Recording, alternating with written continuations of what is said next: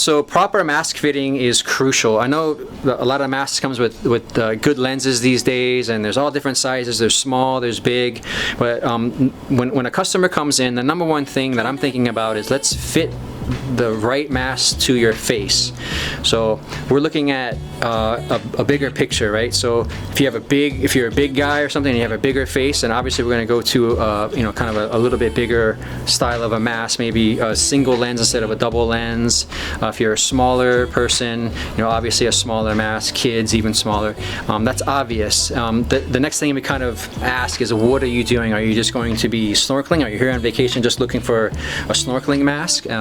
So you want something with more of a field of vision, maybe a tinted lens that brings the colors out. If you're into free diving, you're just doing, you know, line dive straight up and down to a deeper depth, then you want a smaller free dive mask that doesn't have a lot of air that's going to be pushing on your face as you go down. If you're a spearfisherman, especially in Hawaii, you know, we're at, most people I think around that 50, 60, 150, you know, kind of range. So you want something maybe in between, maybe not something super small like a free dive mask, but something in between. And then, you know, we have to think about all these things, and then you have to fit it. You have to try them on. So the number one thing is what kind of mask is going to fit your situation. Number two, does it fit? And so there's how I tell people to kind of start this process is, say you're a free diver, you want this little small mask. You'll take the mask, put it on your face, inhale through your nose, and give a little tug, and see if that kind of seals and stays on your face and sucks to your face. I call it the suck test. So put the mask on, inhale through your nose, and pull. So you can kind of see that's sort of sealed to my face.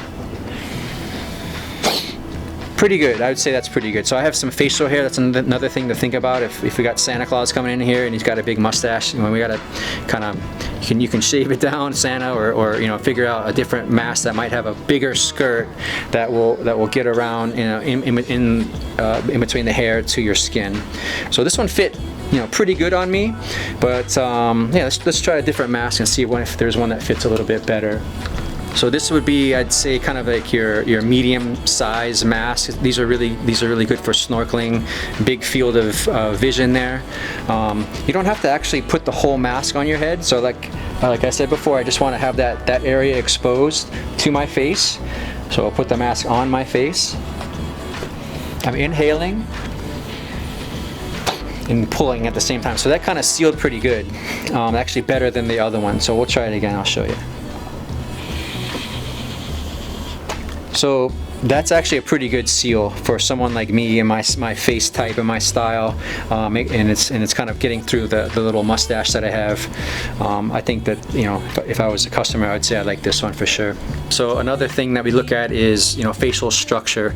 If someone has a bigger nose, like I've got my nose beat up a lot, but it's a little bit bigger, then you have to look out for the nose pocket. Some have kind of a small nose pocket, and it might hit the bridge of your nose or your forehead. This one actually works pretty good for me. I don't feel it, but yeah, some have like just a big nose pocket, and that'll be good for someone like me. If you don't, you know, have real big nose, and you know, maybe something else just will work.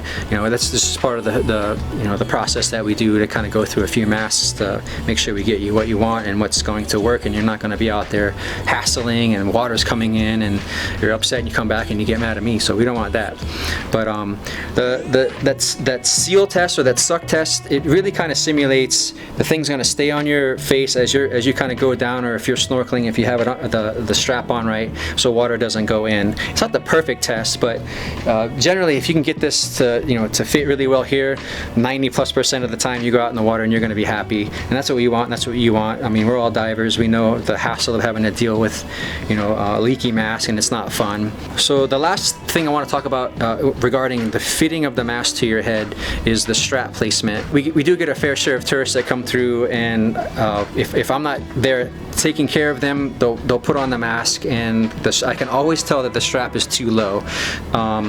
So you can always, you know, think about adjusting your strap from the lower part up to a little bit more to the crown. That's actually kind of pulling, you know, the mask up into your face, which is more natural, and kind of if you're just looking on the surface, looking down, you really want the strap to be a little bit higher up on your head, and I'll kind of demonstrate.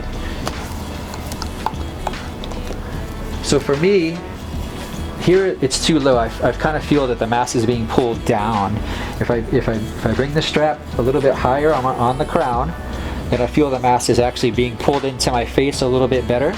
So therefore, you know, it should seal better. You know, the tightness is up to you. You don't want it to be over tight. You don't want it to be too loose. That's something that's a little subjective, and you have to figure that out as you go. But if the strap is too tight, you're gonna soon find out you're gonna get probably a pretty bad headache, or the strap's gonna, you know, kind of pull on your hair or something a little bit too strong. So think about the mask adjustment on your head. That will really probably help a lot to the fitting part of the mask.